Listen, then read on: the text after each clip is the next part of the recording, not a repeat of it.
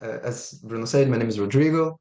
I'm a RIC fellow, and I'm going to present Tuberculosis and Planetary Health Converging Crisis. This presentation is based on the recent World Health Organization commissioned work on tuberculosis and climate change.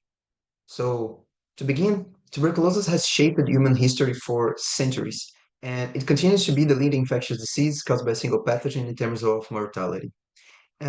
Once affecting prominent figures, TB now primarily impacts vulnerable populations in resource-limited settings where poverty, overcrowding, malnutrition, and poor healthcare access create conditions conducive to TB transmission and progression. The beginning of this decade made clear how disruptive events can destabilize TB control by exacerbating the social determinants and interrupting care cascades. The COVID-19 pandemic exposed critical weaknesses in global tuberculosis elimination strategies, reversing decades of progress and underscoring the urgent need to address the complex and interconnected dynamics in the fight against the disease. The future remains uncertain, with significant challenges.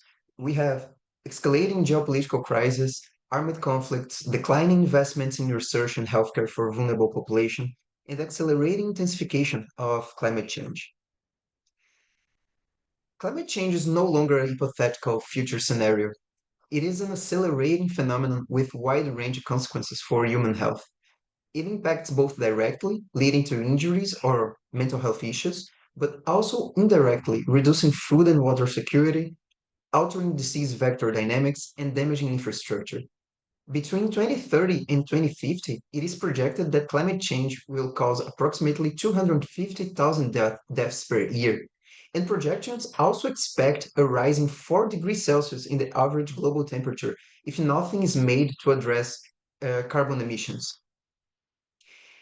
With the recognition that human health is intrinsically linked to human driven planetary changes, new disciplines emerge. EcoHealth, which emerged slightly earlier, it tends to focus more on the functions of the ecosystem and biodiversity as a determinant of health. It comes directly from ecology and the environmental science, and often it emphasizes community participation, resilience, and local knowledge in managing complex health ecosystems interactions. One Health originated primarily from the fields of veterinary medicine and veterinary medicine and public health. And the central topic is that the health of human, animals, and the ecosystem is interconnected. But on the other hand, planetary health, it takes a broader social political lens and emphasizes the structural drivers of planetary degradation, such as economic models, overconsumption, governance failures, global inequities. So it's not only about zoonotic diseases and ecological disruption, but also about non-communicable diseases, urban design, climate-induced migration, and mental health in this changing world. So while One Health and EcoHealth often operates at the interface of specific systems, Planetary Health aims to redefine the systems in the system itself and not focus only on coordination.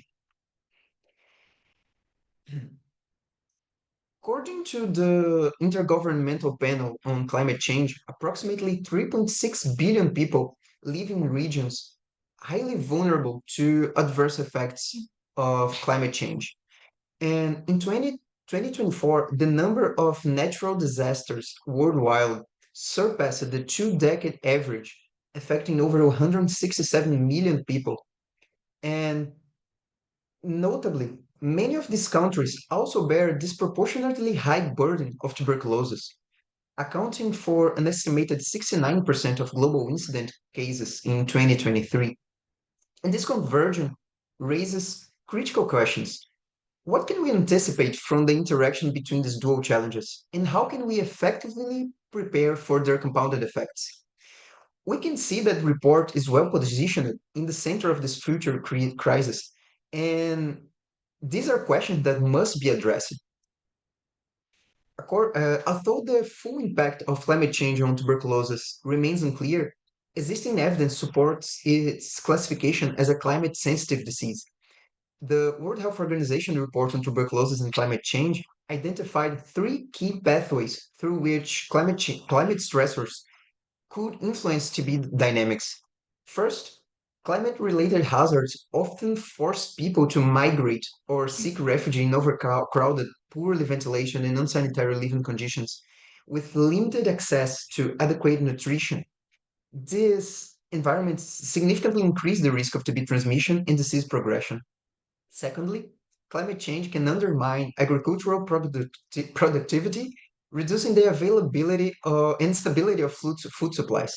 Undernutrition is a well-established risk factor for both TB infection and progression to active disease, as well for more severe clinical outcomes. And lastly, extreme weather events can damage or destroy health infrastructure and disrupting services and impairing access to TB screening, diagnosis, treatment, and the continuity of care. So, despite growing interest in the intersection of climate change and tuberculosis, few studies were able to quantify the direct relationship between climate-related exposures and TB outcomes at the individual level. And most of the available evidence relies on ecological or aggregated data, which limits our ability to draw causal inferences and fails to reflect how environmental stressors interact with personal and structural vulnerabilities. So, given these important knowledge gaps, I've mapped some of the key unanswered questions and connected them to the unique capacities of the Report International Consortium.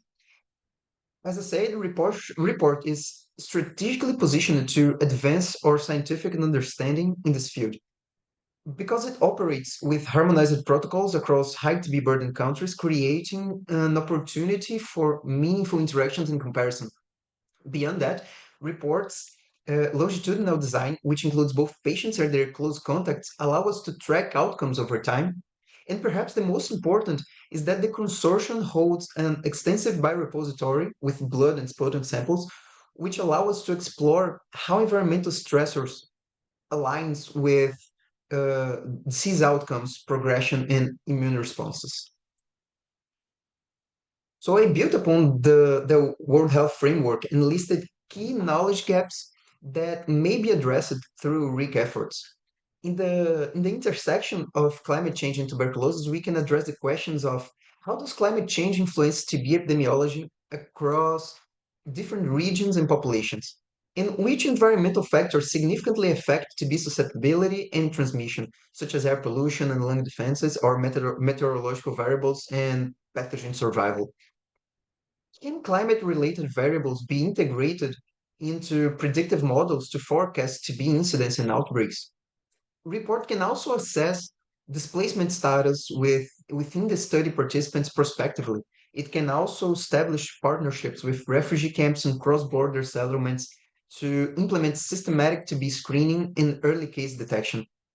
TB Consortium can evaluate food insecurity alongside of markers of nutritional status to distinguish weight loss due to hypocaloric intake from disease-related wasting, or guide resource management strategies to prevent food and water shortages for the patients, for the participants in high risk or climate vulnerable sites.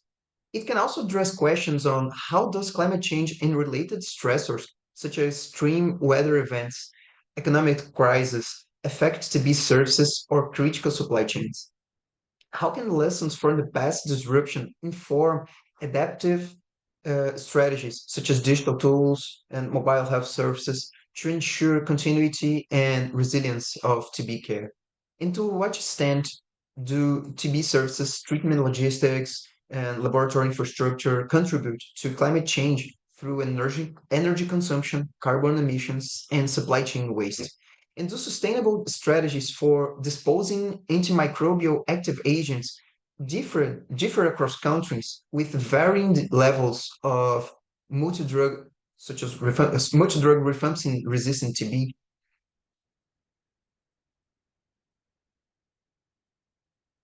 Uh, in case of Report Brazil, Two projects are currently underway at the intersection of tuberculosis and climate, both developed in collaboration with the Planetary Health and Science Ensemble, the group that Bruno presented, the group that I coordinate. The first project evaluates the impact of extreme droughts on the TB and HIV care cascade in the state of Amazonas. The Amazonas is a region with the highest TB burden in the country, but it's also extremely vulnerable to climate events. Amazonas does not have highways. The state doesn't have roads connecting municipalities. It is very dependent on the fluvial ways. And when we have a severe drought, these municipalities become isolated. And the second project, which is my fellow project, aims to quantify the relationship between climate metrics and individual level TB risk and treatment outcomes. And this analysis leverages the longitudinal data from Report Brazil cohort, but it integrates with a data lake that phase developed of climate metrics acquired by remote sensing technologies. And these projects mark just a fraction of the potential impact that report can have in the climate TB intersection. So these were my references for this presentation, and thank you very much.